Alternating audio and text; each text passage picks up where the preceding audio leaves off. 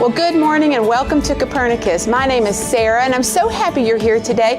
For those of you who don't know, Copernicus is a Bible study. We meet on Sunday mornings, 10 a.m. Eastern Standard Time for about an hour. And anytime you can catch us, whether it's live or on replay, we'd love to have you.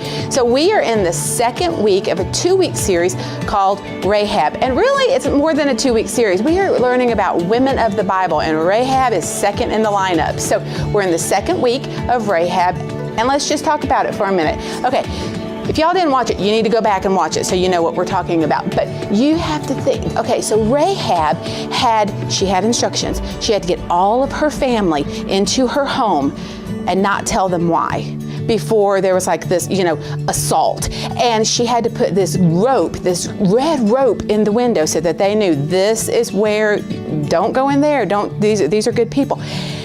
I want you to stop and think about it. I don't know if you know my family, but you know your family. Would you be able to get your family all in one place together and say, I can't tell you why? Would they do that? Would they think about that? That's a lot. That's a lot to handle. So anyway, that just always stands out in my mind. She did it. They did it. It was good. So anyway, we are going to wrap up Rahab this week, and then we're going to move on to the next woman of the Bible. So you just stick with us. Again, if you missed Ruth, go back, catch up on Rahab 1, and then we're going to finish it up today. We're thrilled you're here, and we're turning it over to Tim. Okay, thanks, Sarah. And we are going to finish our Rahab story this week, but first let me tell you about what's going to happen next week. So next week we are going to be looking at the story of Tamar. And let me just tell you, this is a wild ride, okay? It's going to be a 2-week series. It's lots of fun. This is a very unusual story. It's just full of strange, bizarre things that happen. And it's going to challenge our 21st century mind. It just is. And you're going to be here for the whole thing because it's an unexpected tale of unexpected magnitude.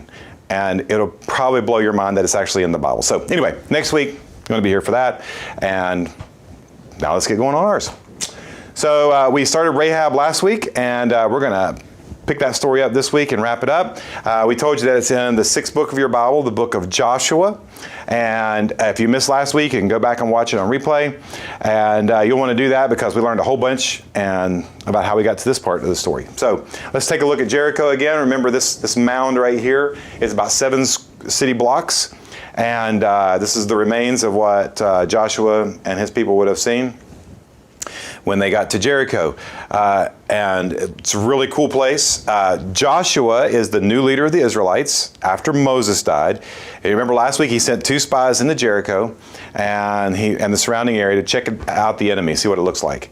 And so the 2 spies, they go into the promised land.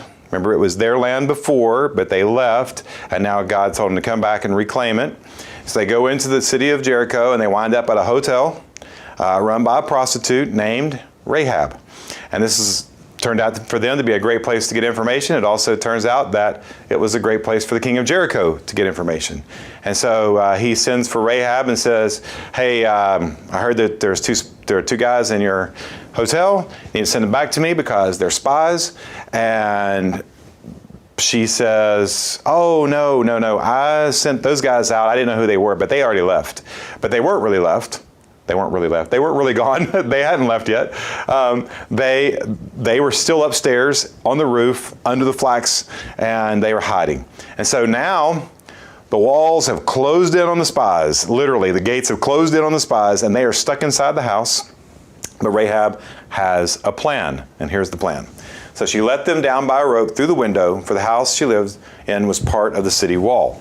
And so as it turns out, this little line is this verse right here is a super important part of the whole story, because number 1, she lets them down by a rope, and number 2, the house she lives in was part of the city wall, and we'll come to that in just a second.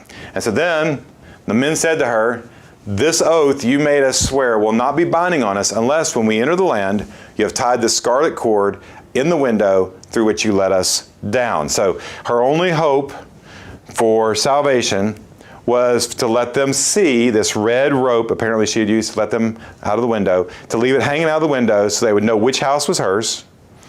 And they said, keep your whole family and everybody inside the motel because we can't protect you in a hand-to-hand combat outside, in the street. And so the scarlet cord would be the means that all the soldiers and Joshua's army would have to know that this house, nobody in this house was to die.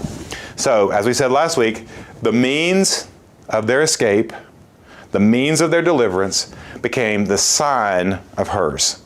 And so, the really cool thing is that nobody in the story yet knows exactly what's going to happen, and that's where we come to today. So we're going to be in Joshua chapter 6. We're skipping over some chapters because we started in chapter 2 last week, and I know you want to read them all. It's really cool, but they're skipping over, and so this is where we're going to be. Joshua chapter 6. It's a really cool story, so let's jump right in, okay?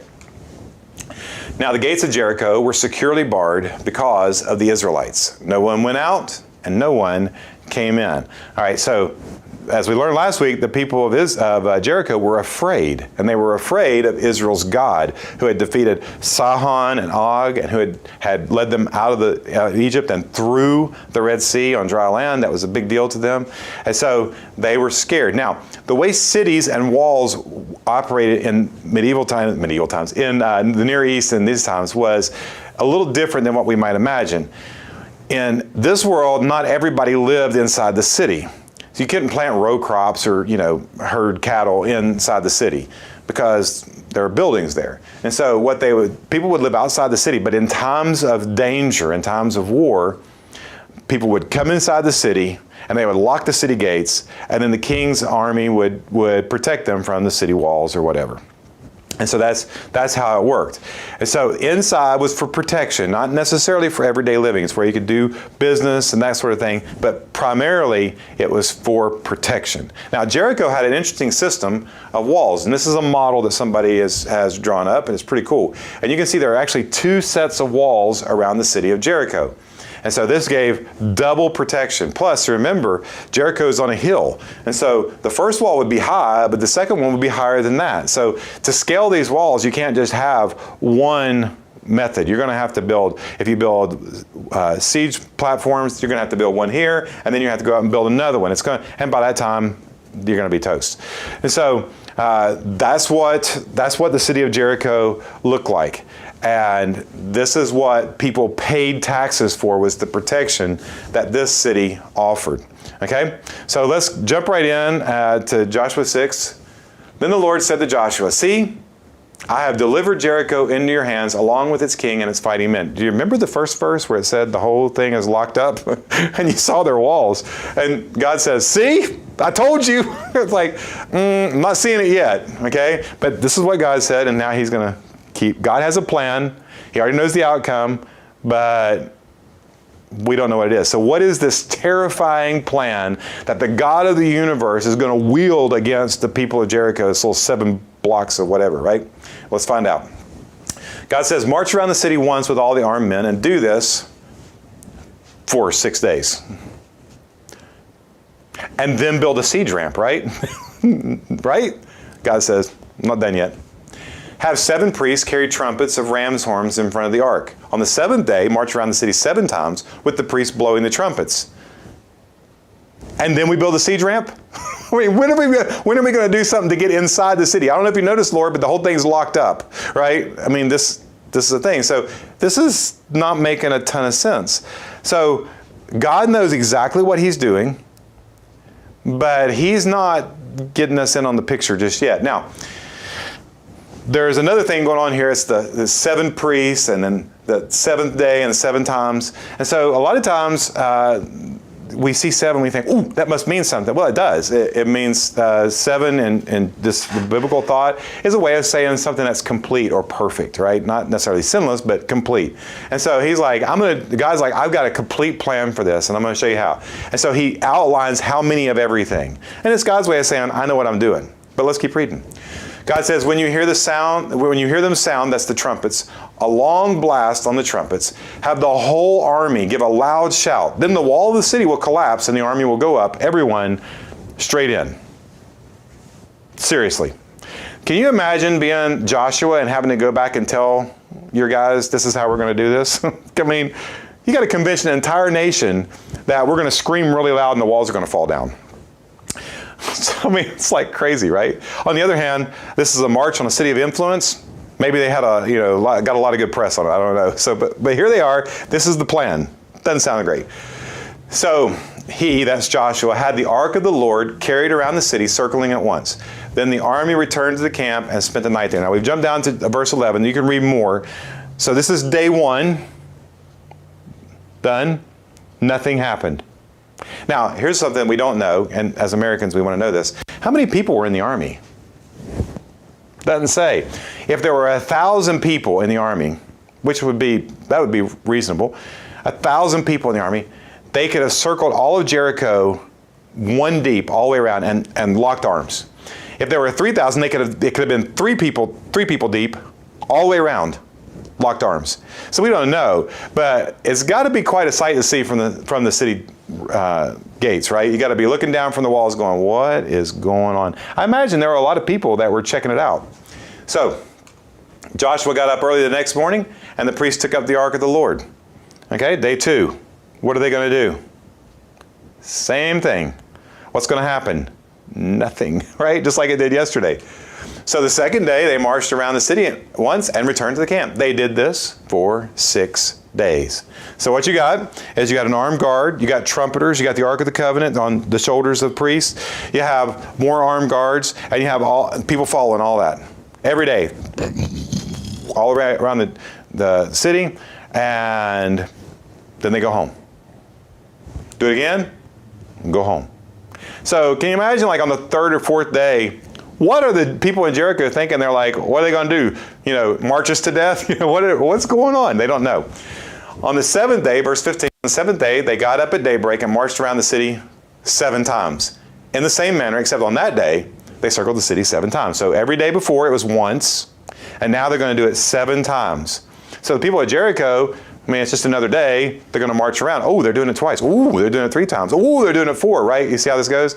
And so now, everybody knows this day is going to be different. Have you ever gone to work and you get there and you suddenly realize that something bad is going down at work? You ever done that? Because I have, right? This is going to be a bad day. This is what happened to Jericho. The 7th time around, when the priest sounded the trumpet blast, Joshua commanded the army, shout, for the Lord has given you the city. Now, just stop. Okay, first of all, they've been doing this for 6 days, now 7. On the 7th day, they did it a lot. I don't know about you, but I'm out of breath just thinking about walking around 7 city blocks 7 times, right? But they've done that. They've got a lot of pent-up energy that they've been holding up. They haven't said anything for 7 days while they've been doing this. And so now, Joshua has given them instruction. He gave them before. He said, when you hear the trumpet sound, you're going to shout. Now, what are the people of Jericho thinking when the trumpets blow this time? Okay. What's Rahab thinking? If this is your rescue plan, I'm in trouble, right? She's like, who knows? We don't know because the author doesn't tell us that, but here's what happens. The city and all that is in it are to be devoted to the Lord. This is what Joshua is saying. Only Rahab the prostitute and all who are with her in her house shall be spared because she hid the spies we sent. He said, so this obviously happened before the final shout, right? And he says, look, everything in the city is devoted to the Lord. And by devoted to the Lord, he means we're not taking any of it. It all stays. We're going to burn the whole thing down. Okay? Nothing's going to be left. It's the only thing that's going to be spared are people. Rahab, the prostitute. Remember how many times has he said prostitute so far? Rahab, the prostitute, and everybody that's with her in her house. And how would they know which house that is? There's a red cord hanging out of it. When the trumpet sounded, the army shouted, and at the sound of the trumpet, when the men gave a loud shout, the wall collapsed. So everyone charged straight in, and they took the city. Now, this is crazy, but I want you to show you a picture. It's not a great picture, but just kind of work with me, okay? If you haven't noticed, we jumped down to verse 20, so sorry about that. First of all, let's just think about how surprised the Israelites are. Hey, it worked. we didn't see that coming. But now they're excited, so they're gonna go do battle. What do you think the people in Jericho were thinking? You think they were surprised? A little, right? Or a lot, okay? But how could this happen in real life? I know you're skeptical. Let me show you. So you got 2 walls. I know it's not a great picture, but just use your imagination. You got 2 walls, one on the lower, one on the top. And so what we know from history and from archaeology is that each wall had a separate foundation of stones, okay, that was built on. So the walls were high, but from down here, it looked like the walls were twice as high as they were. You can see that, right? Plus, you're going uphill. Who has the better? If you're going uphill, the people stand on this gate, on this wall, even if you get through this one, they still have the higher ground. It's still a strategic advantage. And so each one of these walls is about 4 stories high. And so according to history, the bricks fell outwards. Now here's another picture. You can see the bricks fell out. The walls fell out, which creates a siege ramp. Even if all the walls didn't fall down, you still got a good siege ramp that you can go right in. Same here. And so what we have is a big pile of bricks at the foundation, which created a ramp up the embankment. And the people of Jericho were so surprised, they didn't even have a defense. They didn't think anybody could get in their walls. And so the Israelites run in to where everybody that belongs to the city of Jericho is holed up. If they hadn't done it this way, they'd have to scatter all over the countryside and fight people who are doing row crops and cattle and all that stuff. Now God had a plan. He put everybody in one box and said, now take care of business. Okay? And so getting the wall shut up was God's strategy. Now skip down to verse 22. Joshua said to the two men who had spied out the land, now go into the prostitute's house and bring her out and all who belong to her in accordance with your oath to her. And so this was information that was given to them, instructions given to them before the battle. But now the battle's in full thing. He says, go get her. And so off they go to get her. Now, how many times has the guy told us that Rahab is a prostitute? I mean, this is obviously important to him. It's a bad way. Could he not have said it nicer? The hotel manager, everybody would have known. But no, he goes right there. Skip down to verse 23. Look at this. So the young men who had done the spying went in and brought out Rahab, her father and mother, her brothers and sisters, and all who belonged to her. Now, let me ask you a question. What kind of people are Rahab and her family? They're not exactly prisoners of war because they're kind of like refugees at this point in time, right? Okay, so they brought out her entire family and put them in a place outside the camp of Israel. They're not Jews. They're not prisoners of war. They're just refugees. They don't have a place inside the city, not by Jewish standards. They had to stay outside, a place inside the camp. They had to stay outside the camp. They had their own place because they're not Jewish. Okay, and this is important. And you're going to see why in just a couple of verses. So just kind of hang in there with me. Then they burned, that's the Israelites, they burned the whole city and everything in it, but they put the silver and the gold and the articles of bronze and iron into the treasury of the Lord's house. Now, we'll stop here just a second and just think about this. This is the description of a holy war, and you may not like it, and I understand that. It seems very cruel in our day, it seems barbaric, and I understand all that, and it is, okay? But this was a common military practice in that part of the world. And it was a language that everybody there understood, and God spoke it without a stutter. He didn't hesitate. Now, we have descriptions of the Moabites, we have descriptions of the Canaanites doing the same thing. But here's what you have. So they burn everything in the city, but there are some things that won't burn. Silver, gold, things like that. But here's what doesn't happen. They don't get to plunder and get rich off of it. This goes in to the treasury of the Lord's house. And where was the Lord's house? Well, it was a tent right now. It wasn't a house yet. It was a tent. And so this is not, I want you to understand this, this is not simple genocide or killing a group of people on the basis of ethnicity. It's not. It's not a conquest for land. It was their land. It was what God had given them. It wasn't for attaining wealth. That's not what it was for. They burn it so that nobody else could use it. That was the point. Nobody gets to keep this little plot of land for them and their family. Okay? This is not genocide because we don't like you. This is God's judgment. He uses people to do it. This is God's judgment on humans who have wrecked the image of God. And God says, enough. This brings up a question, and we need to talk about it. So, in our world, we like a God who is loving, and compassionate, and merciful. Those are the words that we like when we talk about God. And that's totally understandable because I want somebody who's going to be loving, compassionate, and merciful to me, right? And you probably do too, especially when I make mistakes, and I make a bunch of them on a regular basis. Look, you're watching me talk. You know I make mistakes. So the question we have is, why would a loving, compassionate, merciful God punish people to death? Why would he do that? And that is a good question. It is one side of a question, and we need to ask the other side. Okay, so let's ask the other side. If God is just, holy, and righteous, if sin must be punished, if God is uniquely separate from everybody else and his definition of good rules, if he is in right relationship with his definition of good and with all humans, why is he so patient with the people who not only don't believe in him, but rebel against him and do their own gross, nasty, evil definitions of good? And so we have to ask both questions, and both questions are good. Now, again, I've said this before, and I'm going to say it again. We like to say that only God can judge, and here he did. Joshua didn't say, hey, I think we want to kill these people. God said, you have to destroy this nation. And why? Because they're an affront to my image. They have taken my image, they've twisted it so bad that you can't see me in them anymore. And so, if you're going to say only, and I'm not saying you do, but I hear people all the time, if you're going to say that only God can judge, you can't read these passages and be mad that he did. That would be kind of hypocritical to be upset when God does what you said he's allowed to do. Now, let's keep reading, and hopefully some of this other stuff will make more sense. Verse 25, but Joshua spared Rahab Rahab the prostitute, again, with her family and all who belonged to her, because she hid the men Joshua sent as spies to Jericho. Okay, so at first, she was outside the camp. She's a foreigner. She might have been treated less than, pleasantly because she wasn't part of Israel.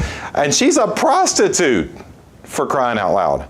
And whatever else she was, is she any use to the Israelites now? No.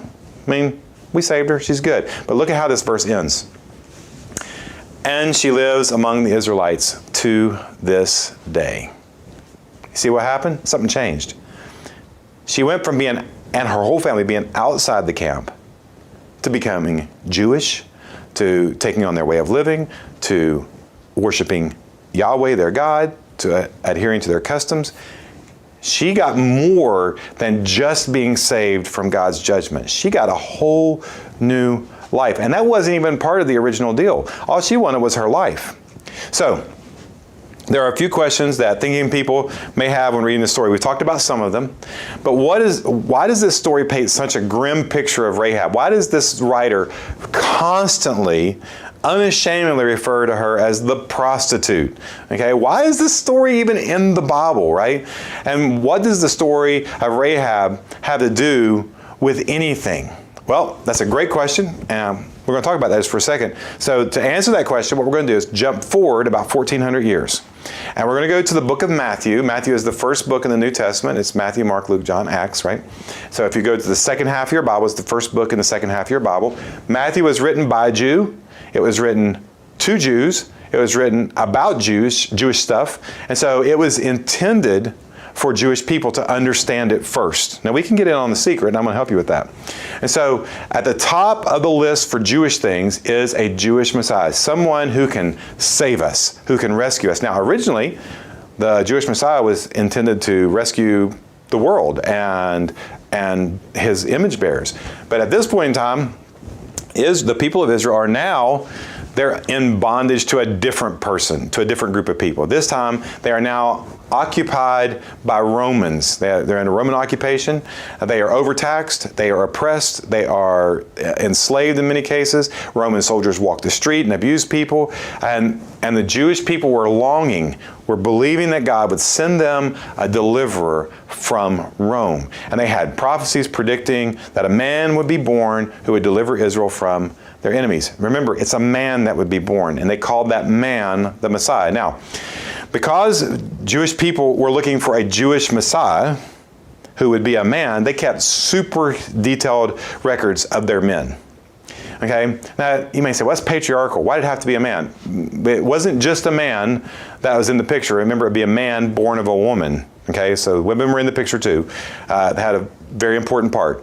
And so, but what they kept track of was their men. That was the thing they needed to know which one was going to be the Messiah. Now, just before you get all upset about it, just think about this. If we tell the story of Cinderella, who's the main character? Well, it's not the prince. It's Cinderella. The prince is important, but he is an add-on character a little later on. He's not the most important thing. Okay? So you can think that this story is patriarchal, but you're going to miss the point if you get stuck on that. Okay?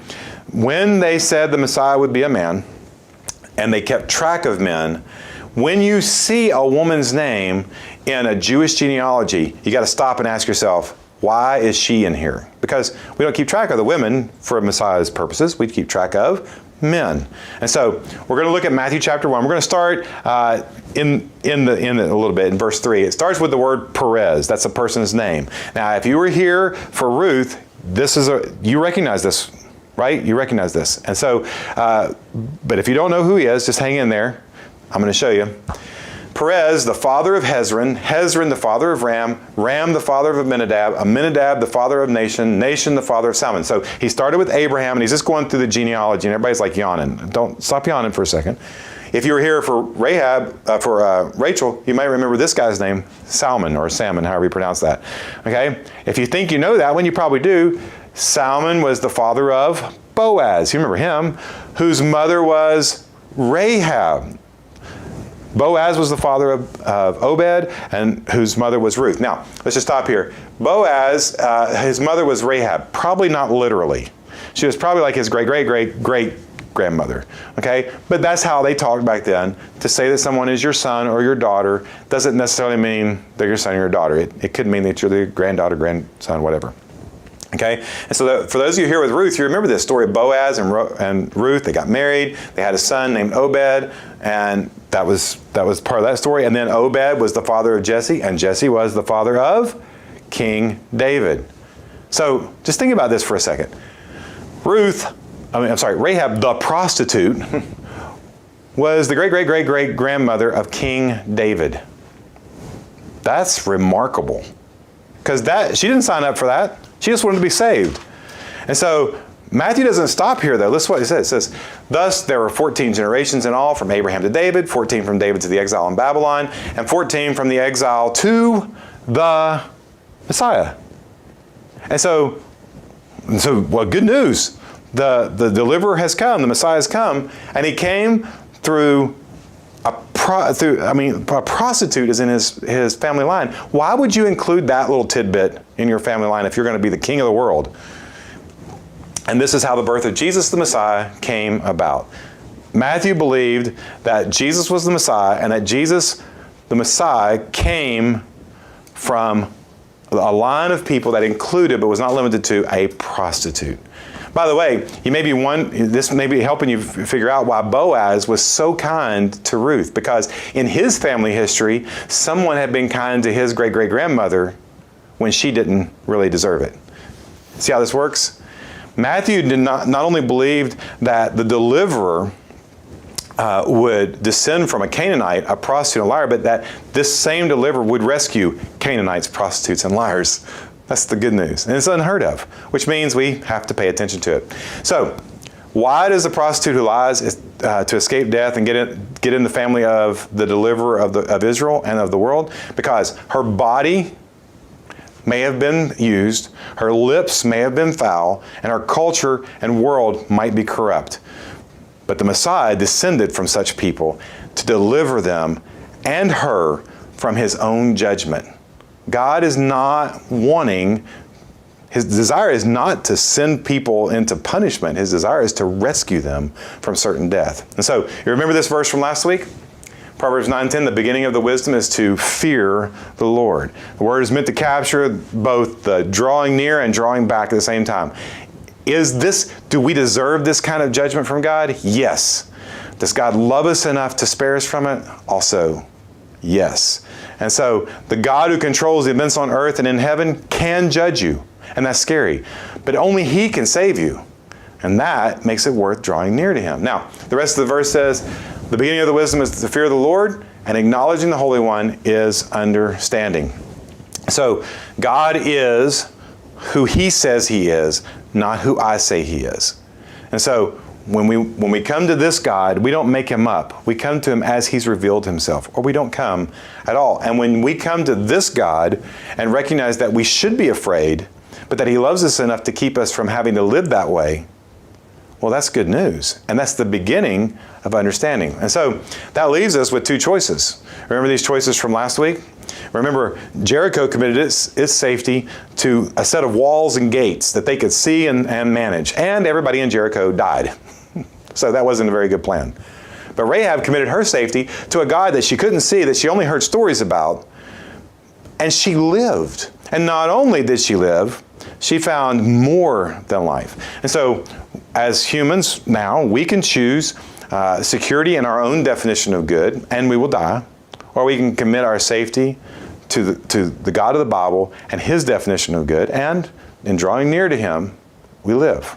So, Rahab asked for life any way God chose to give it to her. And God gave her more than she asked for. Acknowledging God for who He is, rather than who we want Him to be, often begins with fear. But it doesn't have to stay there. It ends in restoration and in transformation, inclusion and love. And can I tell you something? Just pay attention to this for a second. Jesus, the deliverer, provided deliverance for Rahab the prostitute beyond what she asked. Yeah, the whole story in Jericho is one story, but He saved her from more than just death in Jericho, but potentially from her sin, from her definition of good. And she only had to do one thing, which was believe and evidence that by putting out the scarlet cord. That was all. Why did she need saving? Because she was going to die inside those walls with her entire city. She risked something, and she hung that cord out, and she was saved. So Jesus provided deliverance for Rahab the prostitute beyond what she asked, because He wanted to include Rahab the prostitute in His family. That's remarkable. She didn't just get inside the town, the people of Israel. She got inside history. She got inside His story. And finally, it was because He loved Rahab the prostitute more than she could imagine. That's remarkable. This woman didn't think about God loving her. She thought about fearing Him because of His power. And yet God loved her enough to give her a place in His story, even before she knew what she needed. Now, why do I say this? And here's why. Because Jesus provided deliverance for you, you fill in the blank. What are you? So I'm not a prostitute. Well, that's great. What are you? Because whatever you've done, wherever you've been, and wherever you may be, Jesus provided deliverance for you beyond what you asked.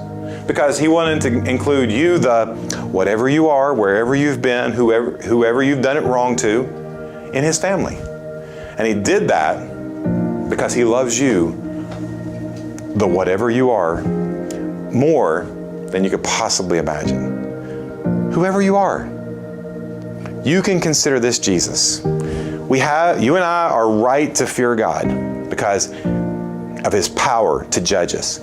But we are also right to trust Him for His love to save us. And that's wise. It's an act of faith. So, if you dare to approach this God, you, like many others, like many of us, will find it's worth far more than you can imagine. You're free to consider this Jesus, no matter where you come from, no matter who you are, no matter what you've done. And if you have any questions about that kind of relationship, please contact us at CopernicusLife.com. We would love to help you take the next steps. Let me pray with you. Well, Father, we are grateful for your love and for this story, and for the fact that while we should be terrified of the judgment that you could pour out on us for choosing our own definition of good, we can draw near to you because of the love you've expressed to us in your Son, Jesus. And it's in His name that we pray all these things. Amen.